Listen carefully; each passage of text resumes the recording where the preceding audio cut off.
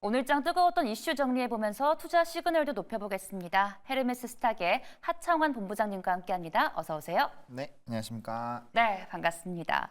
네, 최근 지수 흐름이 상당히 좋습니다. 이럴 때일수록 저희 이슈 잘 짚어서 투자 시그널 높여봐야겠죠. 첫 번째 이슈부터 화면으로 함께하시죠. 네, 첫 번째 이슈입니다. 이재용, 최태원도 살핀 게임 체인저 유리 기판입니다. 이 짧은 시간에 많은 데이터를 처리해야 되는 이 인공지능 랠리를 타고 오늘은 이 유리기판으로 시장에 이목이 쏠렸습니다. 한창 계속 시장에서 화두가 되고 있다가 잠잠했는데 오늘 유독 이렇게 튀었던 이유는 무엇일까요?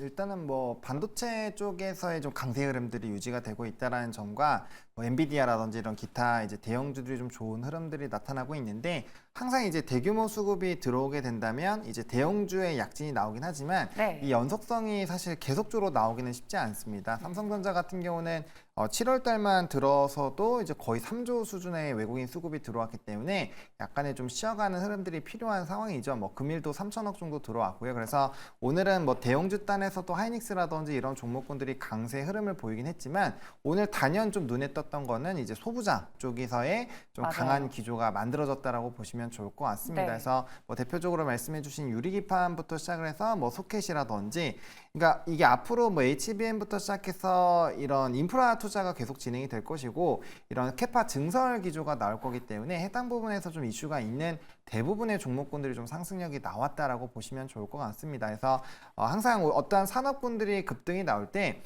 성장이 나왔을 때 대형주 중심으로 먼저 상승이 나오고 소부장들이 좀 따라가면서 키높이를 맞추는 과정들이 나왔다라고 보시면 좋을 것 같고요.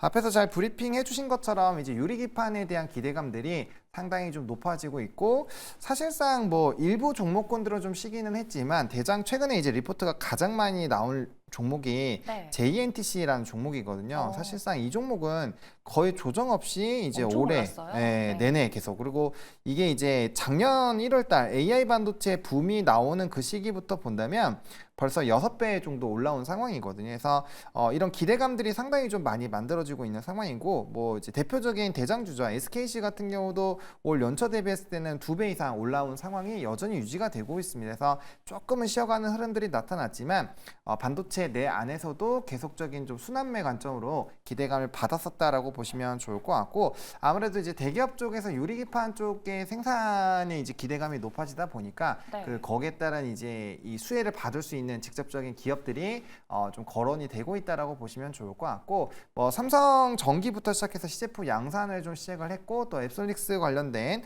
부분에서 이제 25년 상반기에 또 양산을 할 예정이기 때문에 그와 연관되어 있는 종목군들이 굉장히 좀 강하게 움직였다라고 보시면 좋을 것 같습니다. 그래서 오늘 같은 경우는 사실상 앱솔릭스에다가 이 제공하는 HB 테크놀로지가 오히려 대장 역할을 해줬고 그렇죠. SKC 쪽이 조금 덜 움직였거든요. 그래서 사실상 대장은 안 움직이고 나머지 이제 후발주들이 조금 더 강하게 움직이는 그런 좀 특이점을 보여주고 있기 때문에 그러면 이제 대장주는 항상 자신의 또 지위를 보여주기 위해서 수급이 좀 쏠릴 확률이 높거든요. 그래서 기존의 대장주가 못 갔을 때 뭔가 이유가 있어야 되는데 네. 오늘 HB 테크놀로지의 흐름을 본다면 앱솔릭스가 결국에는 가장 중심적으로 되고 있다라는 게 맞다라고 보시면 될 것 같거든요. 그렇기 때문에 그런 부분에서의 좀 수급 변화와 또 주가의 추이들을 한번 살펴보실 필요는 있지 않을까 정도로 정리드리겠습니다. 네, 오늘장에서 반도체 소부장 단 흐름 좋았는데 거기서 유리기판, 근데 유리기판 안에서도 선별적인 흐름이 나타나고 있는 것 같습니다. 잘 살펴보면요, 이 플라스틱, 기존의 플라스틱 기판은 플라스틱, 유리 기판은 유리. 이 차이 말고 또 어떤 점이 기판단에서 좀 다를까요? 사실상 이제 이번에 유리기판 쪽으로 나아가는 데는 이제 유리기판만이 가지고 있는 장점과 단점을 좀 명확하게 이해를 해보실 필요가 있는데요. 네. 가장 먼저는 이제 세밀한 회로가 가능하다라는 거죠. 플라스틱보다는 좀 단단하기 때문에 아무래도 그 안에서 좀 이제 회로들에서의 좀 기대감이 높아질 수 있고 지금 이제 반도체 쪽에서는 어떠한 생산량을 증설하기보다는 오히려 기술적인 부분에서 업그레이드라는 미그레이션 쪽이 굉장히 강화가 되고 있는 상황이거든요. 그러다 보니까 이제 기판의 장점이 상당히 좀 높아질 수 있고요. 그 다음에 열 배출이 아무래도 좀 유리합니다. 그러다 보니까 기존에보다 열 관리가 조금 더 쉽게 진행이 될 수 있다는 점도 굉장히 좀 큰 장점이 될 수 있겠습니다. 그러다 보니까 아무래도 이제 성능이라든지 이런 수명 자체가 30% 정도 더 비교 우위에 있기 때문에 네. 이런 장점들이 조금 있다라고 보시면 좋을 것 같고, 그 다음에 이제 공정 자체가 플라스틱 같은 경우는 두 개의 판으로 좀 만들어져 있는데 이 유리기판 같은 경우는 하나로 이제 되기 때문에 아무래도 그런 부분에서 공정단에서도 좀 유리한 선점을 할 수 있다라고 보시면 좋을 것 같습니다. 근데 이제 문제가 뭐냐면 유리기판 같은 경우는 이제 충격이 좀 약하죠. 그래서 요번에 이제 아마 IR 영상 좀 보신 분들도 있을 텐데 호박하는 영상이요. 네, 영상 네. 자체가 네, 아시겠죠? 예, 유리기판 자체가 좀 부서지면서 이 모서리 부분이 좀 날아가 버리는 그런 사태가 발생을 했죠. 네. 그래서 그때 투심 자체가 굉장히 좋지 않았고 관련된 기판 종목군들 다 좀 대거 하락 나오고 프로그램 매도가 대규모로 나왔기 때문에 아무래도 충격적인 부분에서는 좀 취약한 부분들이 있다라는 부분인데, 그리고 이제 유리기판이 아무래도 만들려고 하면 만들 수는 있지만 문제가 되는 게 뭐냐면 결국엔 수율을 좀 잡아줘야 되거든요. 그렇죠. 그러니까 수율을 못 잡고 있는 상황이기 때문에 절대적으로 가격이 너무 높다라는 겁니다. 그래서 이거를 양산해서 쫙 뿌려야 되는데 이게 단가가 너무 높아버리면 상용화가 되기 쉽지 않다라는 거죠. 그래서 그런 단가에 대한 부분들도 상당히 제약이 되고 있는데 이건 앞으로 이제 기술력들이 좋아지게 된다라고 한다면 점점 단가가 떨어지게 될 것이고요. 거기에 따른 이제 기대감들이 높아질 것이기 때문에 사실상 시간 문제라고 보시면 좋을 것 같고, 유리기판 같은 경우는 이전에도 이런 기술력에 대한 얘기가 나왔을 때 이게 뭐 꿈의 뭐 이런 신소재와는 좀 다르게 네. 진행은 되겠지만 네. 이게 조금은 한 2, 3년 뒤 거를 좀 미리 선제적으로 당겨온다라는 그런 시각이 일부 있었거든요. 근데 벌써 24년 중반을 넘어가고 있는 상황이고 앞에서 브리핑 해드린 것처럼 SKC 쪽에서 이제 25년 상반기에 양산을 이제 할 예정이기 때문에 좀 어느 정도 임박한 상황에서는 충분히 기대감을 가져보셔도 괜찮지 않을까라고 생각을 하고 있습니다. 방금 말씀해 주신 게 제가 궁금했던 거였는데 전고체도 한 2030년 이후로 예상을 하고 있는데 상용화 시점을요. 네. 이 기판도 유리 기판도 꿈의 기판이라 불리는 이유가 있지 않습니까? 아직 그 단점들이 보완되지 않았기 때문인데 시장이 너무 빨리 반응하고 있는 건 아닌지 걱정이 되거든요.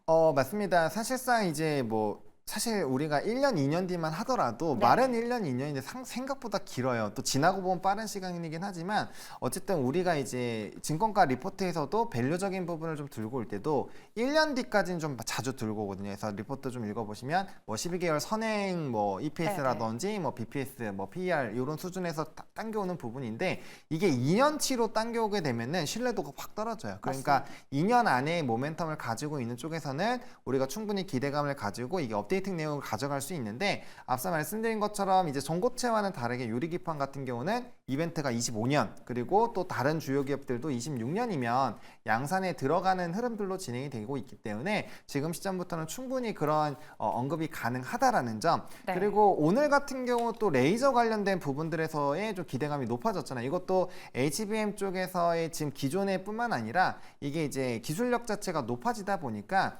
레이저 부분으로 이제 이 하는 방법 자체를 바꿔야 되는 방향으로 가고 있거든요. 그러니까 그만큼 반도체 쪽에서 지금 이 기술력에 대한 업그레이드 방향으로 진행이 되고 있기 때문에 그런 관점에서도 유리기판이 앞서 말씀드렸던 여러 가지 이제 부분에서의 기대감들, 장점을 갖고 있기 때문에 그게 플러스 알파 요인으로 상당히 좀 긍정적으로 반영이 되고 있다라고 보시면 될 것 같습니다.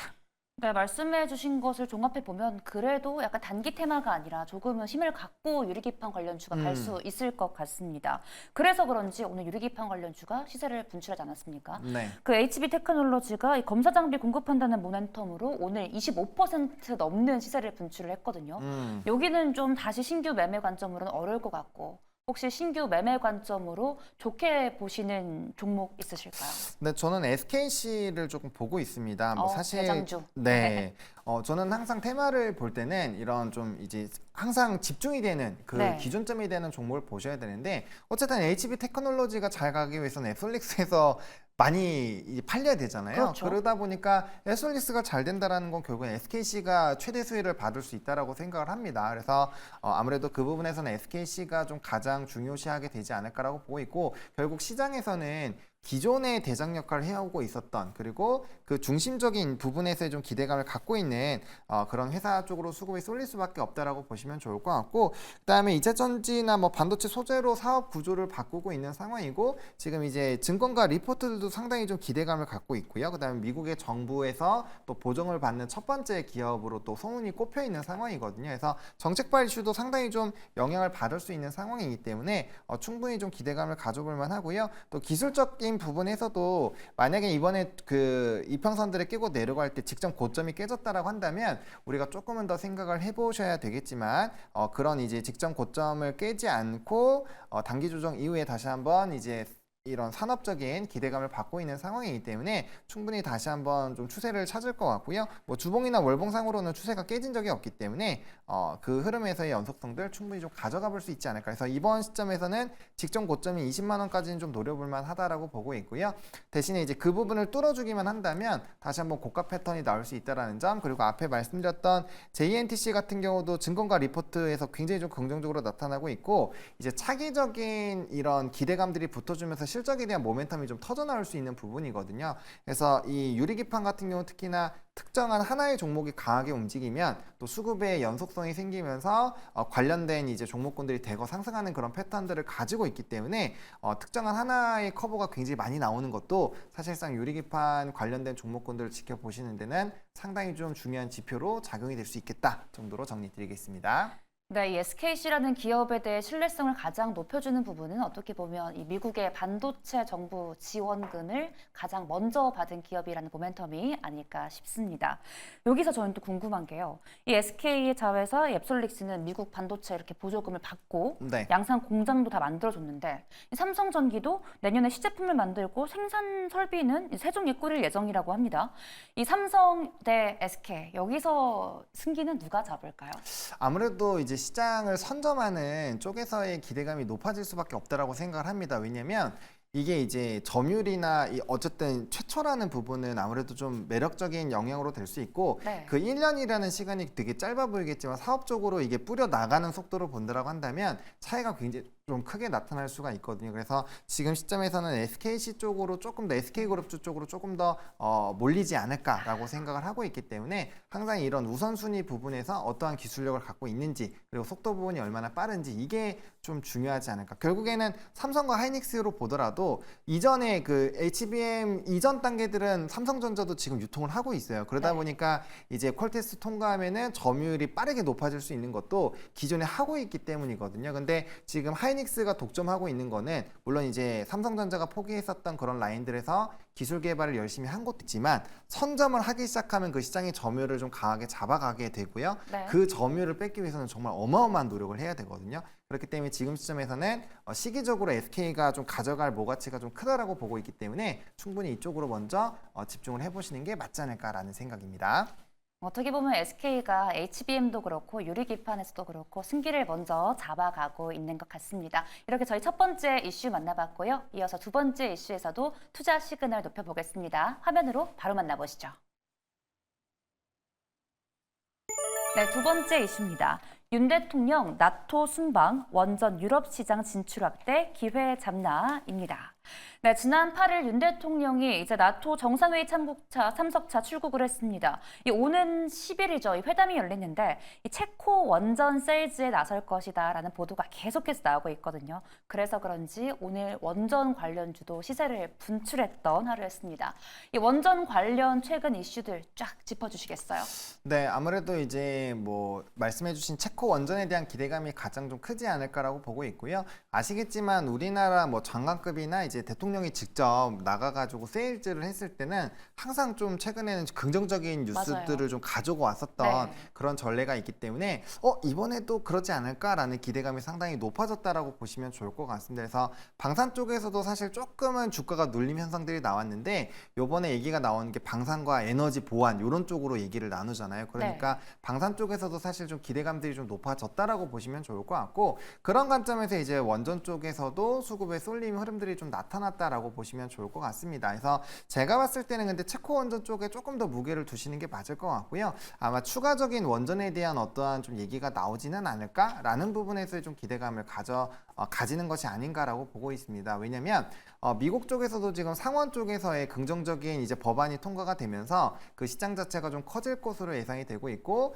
뭐 지금 이제 이 유럽 지역 같은 경우는 뭐 프랑스라든지 기타 부분에서 정치적인 부분에서 탈원전 기조가 굉장히 강해지고 있다라는 점, 그리고 에너지 자립도 쪽에서의 기대감이 높아지는 상황에서 원전의 중요도가 상당히 높아지고 있다라는 점, 그래서 이런 부분으로 봤을 때 사실상 원전이 조금 더 확장이 될 수 있는 상황은 여전히 마련이 되어 있는 상황이거든요. 그래서 특히나 이제 지정학적 리스크로 인해서 한번 유럽 지역 같은 경우는 천연가스 가격이 유가로 치면 거의 뭐 한 20배 정도 올라갔다고 보시면 될 정도로 한번 튀겼기 때문에 네. 그쪽에서 정말 엄청나게 스트레스를 많이 받았을 거거든요. 그래서 에너지 자립도 부분은 확실하게 조금 자리매김하려고 그 이후부터 뭐 태양광이라든지 재생에너지부터 시작해서 굉장히 많은 이런 정책들이 나왔거든요. 그래서 그런 것들이 좀 같이 엮여 있다라고 보시면 좋을 것 같고, 일단 17일에 체코 원전에서 우선 협상자를 발표를 하는데 일단 우리나라가 기대가 되는 부분은 일단 가격, 단가 자체가 거의 절반 수준으로 낮다라는 점. 그렇죠. 그리고 우리나라 하면 제일 중요한 게 납기일이죠. 납기일을 엄청나게 잘 지키고 속도가 빠르기 때문에 거기에 따른 매력도가 있는데, 지금 문제가 뭐냐면 프랑스랑 우리나라랑 동시에 이제 둘이서만 경쟁을 하게 되는데 프랑스가 아마 그 기한 내 납기일을 못 맞출 것이다라는 전망이 좀 일부 나타나고 있거든요. 그러면 납기일에서의 유리한 점을 갖고 있는 우리나라가 좀 그럼 우리나라 쪽으로 기우는 것이 아닌가라는 기대감이 높아지면서 수급적인 부분이 확 붙었다라고 보시면 좋을 것 같고, 그다음에 미국장에서도 원전의 기조가 굉장히 강하거든요. 티커명이 이제 SMR이라고 해서 아마 아시는 분들 꽤 많으실 거예요. 뉴스케일 파워라는 종목이 이제 11불까지 올라갔던 게 주가가 8불까지 빠졌다가 지금 다시 13불까지 단기간에 50%가 넘게 지금 상승이 나타나고 있기 때문에 그러한 부분들도 우리나라 원전주에게는 상당히 좀 긍정적인 영향을 준 것이 아닌가라고 생각을 하고 있습니다.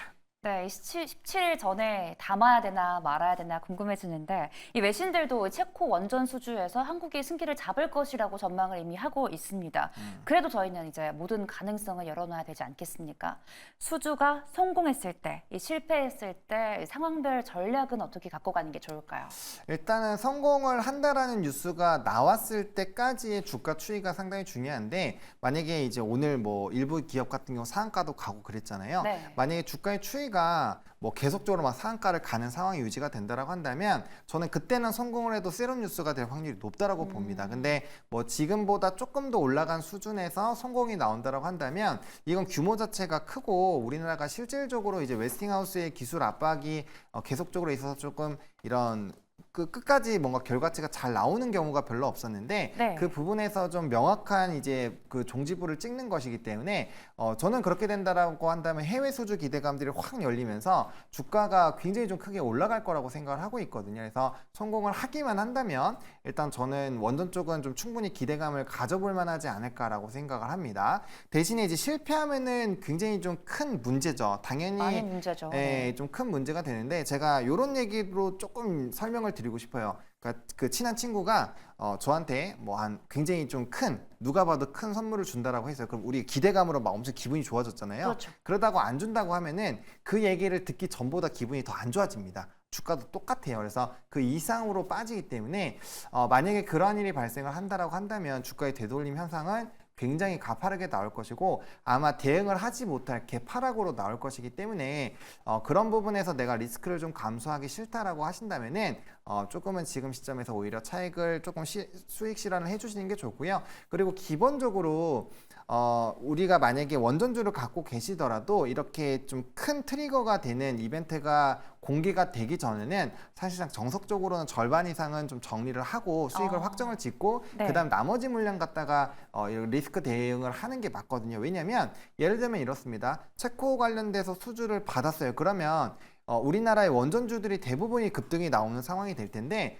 바로 점상을 가는 종목도 있겠지만 그렇지 네. 않은 종목군들도 상당히 있을 거란 말이에요. 그러면 선제적으로 간 대장주만큼은 우리가 수익을 못 보겠지만 충분히 후발주들로 들어가서도 그 이상의 어떠한 좀 수익은 창출을 할 수가 있거든요. 그렇기 때문에 우리가 너무 다 주식으로만 갖고 있을 필요는 없다라는 거죠. 어느 정도, 왜냐면 반대급부가 됐을 때는 대응을 하지 못할 정도로 굉장히 급락이 나올 것이기 때문에 그래서 어느 정도 비중 조절 꼭 해주시면서 이런 마인드 컨트롤을 해주시는 게 굉장히 중요한 상황이다라고 정리 드리겠습니다. 성공을 하건 실패를 하건 수익을 보고 계신 분들은 절반 정도 수익 챙겨 가시면서 대응하시면 좋을 것 같습니다. 또 이어서 빌 게이츠도 그렇고 샘 올트먼의 이 공통점이 있습니다. 바로 이 원자력이라는 건데요. 이건 뭐 대형 원전이 아니라 미니 원전 SMR입니다. 이 둘의 공통점은 계속 빌 게이츠의 테라파워 하면서 시장이 한창 뜨거웠을 때도 있지 않았습니까? 네. 최근 글로벌 기업들에 대한 이 원전 쪽의 시그널은 좀 어떻게 흘러가고 있을까요? 말씀해주신 것처럼 지금 대규모 투자 얘기도 나오고 있고 상당히 좀 긍정적으로 가고 있다라고 보시면 됩니다. 왜냐면 아시겠지만 이제 원전이 필요한 이유가 결국엔 전력에 대한 소모량이 늘어나고 있다라는 점, 네. 그리고 이제 기후 변화나 이런 거에서 재생에너지는 조금의 에너지 생성에 대한 좀 문제가 있다라는 점, 이런 부분이 좀 문제가 되고 있는 상황인데 아무래도 가장 중심적인 부분은 이제 AI 쪽이라고 보시면 될 것 같습니다. 가뜩이나 지금 전력에 대한 쇼티지 흐름들이 나타나고 있었던 상황에서 AI 이제 데이터 센터까지 탁 붙어주다 보니까 뭐 전력기기라든지 이런 쪽도 굉장히 급등이 나왔잖아요. 그만큼 쇼티지가 좀 강하고 있는 상황인데 결과적으로 문제를 해결하기 위해서는 에너지를 자체적으로 생성을 해야 된다는 점, 그리고 최근에 ESS 쪽에서 테슬라가 굉장히 급등이 나왔죠. 그리고 우리나라 기업들에서도 ESS가 굉장히 좀 약진을 하고 있는 것도 결국엔 이런 에너지를 빠르게 생성해서 저장하는 그런 시장이 폭발적으로 늘어나고 있기 때문이라고 보시면 될 것 같습니다. 그래서 대형 원전 같은 경우도 뭐 증설 규모가 뭐 400기가와트 이상인데 이게 이제 기가와트 수준이 굉장히 높습니다. 우리나라 뭐 풍력하면은 뭐 5대 강국 선언하고 한 게 10기가와트가 안 돼요. 네. 그러니까 그 정도로 국가 차원으로 하더라도 이제 기가와트 수준이면 굉장히 큰 수준이기 때문에 410기가와트면은 정말 엄청난 양이라고 보시면 됩니다. 그래서 그런 물량들이 늘어난다라고 했을 때 이게 원전을 하나 건설 짓는 데는 13년에서 15년 걸리거든요. 맞아요. 그러니까 어마어마하게 긴 시간 동안에 이게 흐름들이 만들어진다라는 거죠. 그렇기 때문에 관련된 산업에 대한 모멘텀도 터지고 그게 이제 각각의 기업들의 그 단계별로 실적에 찍히는 그런 과정들이 나오게 된다면 이거는 뭐 중장기적으로 계속적으로 끌고 갈 수 있는 굉장히 좀 큰 테마가 만들어진다라는 거죠. 그래서 그런 부분으로 보시면 좋을 것 같고, 그다음에 지금 24년 4월 기준으로 발주가 예정되어 있는 그 이제 원전의 개수가 257기로 엄청나게 많은 숫자라는 것도 좀 체크를 해보시면 좋을 것 같습니다. 네, 이 원전이 만들어질 때 어떻게 보면 10년 이상이 걸리기 때문에 장기적으로 투자를 하실 때는 추세적으로 나쁘지 않다. 우상향 곡선을 그릴 것이다라고 전망을 해주셨습니다. 여기서요, 저는 또 궁금한 게 이제 한국, 폴란드 사태가 좀 있지 않았습니까? 그렇죠. 체코 원전 수주를 할 때 자금 조달은 어디서 할지 궁금한데. 뭐 자금 조달 같은 경우는 이제 뭐 다양하게 할 수 있겠죠. 정부 차원에서 뭐 수출입은행에서도 진행을 할 수가 있겠고요. 그래서 아마 정부 차원 단에서 우리 방산 같은 경우도 좀 대규모 수주를 할 때 이제 수출입은행을 통해서 이제 그 기타 그 나라와의 이런 교환을 하게 되는 과정들을 거치거든요. 그래서 네. 그와 비슷한 흐름들이 진행이 될 것이기 때문에 뭐 작은 부분에서는 너무 큰 걱정을 일단 안 하시는 게 맞지 폴란드 않을까라고. 사태는 일어나지 않을 것이다. 네, 일단은 네. 저는 뭐 기본적으로는 그렇게 생각을 하고 있고요. 그다음에 지금 일단은 조금 더 포커스를 둬야 되는 거는 자금이 이제 뒤따는 얘기고 일단 수주가 되느냐 안 되는지 안 되느냐. 되는지. 네, 그게 일단 더 핵심이라고 저는 개인적으로 생각을 하고 있습니다. 네, 자금 조달보다는 우선 되는지 안 되는지를 먼저 체크하고 가시면 좋을 것 같습니다. 그렇다면 이제 국내 원전주에서 최선호주는 어떤 종목일까요? 네, 저는 두산 에너빌리티를 좀 꼽았습니다. 뭐 대표적인 종목 중에 하나고요. 그렇죠. 그다음에 주요적인 기술력들 그리고 항상 원전에 대한 이런 인프라 투자할 때 뭐 현대건설과 더불어서 항상 거론이 되는 회사다라고 보시면 좋을 것 같습니다. 일단 원전 주 기기를 제작하는 기업이고요. 최근에 이제 이 뉴스케일 파워의 50조 원 관련된 부분에서 한 2조 정도의 직접적인 수주도 받았기 때문에 넘버가 이제 찍힐 수 있는 부분들입니다. 그리고 이제 이 인프라 관련된 부분에서도 이제 관련된 사업을 영위를 하고 있기 때문에 원래 이제 두산 중공업에서부터 출발을 했기 때문에 네. 이런 이제 전력에 대한 인프라 산업들이 확장이 되는 부분에서도 애초에 수혜를 받을 수 있다는 점 좀 체크를 해보시면 좋을 것 같고, 그다음에 이제 가스터빈 관련된 부분에서도 목표 수주가 높아지고 있고 거기에 따른 이제 수주 흐름들도 상당히 좀 긍정적인 상황이 유지가 되고 있기 때문에 그 안에서의 좀 펀더도 충분히 좀 지켜볼 수 있는 상황이고요. 그리고 항상 핵심적으로 좀 묵직한 기업 중에서 원전의 대표를 하는 그런 종목이기 때문에 네. 충분히 관심을 가져보시면 좋을 거고, 오늘 또 위치가 직전 고점을 막 뚫어주는 상황이었거든요. 그래서 이런 모멘텀들이 조금 더 지속이 된다라고 한다면 충분히 고가 랠리 지금 시점에서는 한번 기대를 해보셔도 괜찮지 않을까라고 생각을 하고 있습니다. 네, 체코 원전 대장주죠. 두산 에너빌리티 소개해 주셨고요. 그럼 저희 수요일 내일장에는 좀 어떤 종목을 주목해 보면 좋을까요? 네, 저는 전력기기를 좀 꼽았습니다. 전력기기. 네, 그 안에서 이제 HD 현대 일렉트릭을 좀 선정을 했는데요. 물론 MSCI 편입 같은 경우를 좀 고려를 해본다면 LS 일렉트릭이 더 치고 갈 확률이 높은데 일단 전반적으로 이제 전력 변압기 쪽이 오늘 금일도 그렇고 전거래일도 그렇고 목표 주가 상향 리포트들이 계속 나오고 있는 상황이거든요. 네. 근데 이런 경우에는 사실상 핵심 종목을 저는 골라 놓는 게 좀 이런 산업의 성장 기조에서 상당히 유리하지 않을까라고 생각을 하고 있습니다. 그래서 뭐 2년, 3년치 초과합 변압기에 대한 수주량 뭐 충분히 가지고 있는 상황이고 워낙 이제 미국발 해외 매출 비중도 높고 그다음에 가장 선도하는 흐름들 그리고 초과합 변압기 쪽에서도 가장 이제 비중이 높은 회사로 유지가 되어 있기 때문에 기대감이 높다고 보시면 좋을 것 같고요. 또 금일 리포트가 나왔는데 목표 주가를 28만 원대에서 36만 원대로 올렸습니다. 그래서 목표 주가 자체도 상당히 공격적으로 올라갔다라고 보시면 좋을 것 같고 그다음에 전력기기에 대한 호황 자체가 사실은 6년 사이클인데 작년의 기조가 지금 2년밖에 되지 않았거든요. 그래서 추가적으로 AI 데이터 센터라든지 이런 흐름을 본다라고 한다면 충분히 좀 중장기적으로 확장 국면을 누려볼 수 있기 때문에 거기에 따른 좀 기대감들 가져보실 수 있고요. 또 작년부터 올해 이제 전거래까지 수급 기조를 좀 봤을 때 변압기 쪽에서 가장 많은 이 외국인 수급이 들어와 있습니다. 1조 이상이 들어와 있기 때문에 사실상 다른 산업군들 안에서도 외국인 수급이 상당히 많이 들어와 있다는 점에서도 이런 연속성을 좀 가질 수 있지 않을까라고 생각을 하고 있습니다. 네, 초고압 대장주인데다가 증권가에서도 계속해 TP를 올리고 있습니다. HD 현대 일렉트릭 소개해 주셨습니다. 지금까지 헤르메스 스탁 하창환 본부장님과 함께했습니다. 오늘도 고맙습니다. 네, 감사합니다.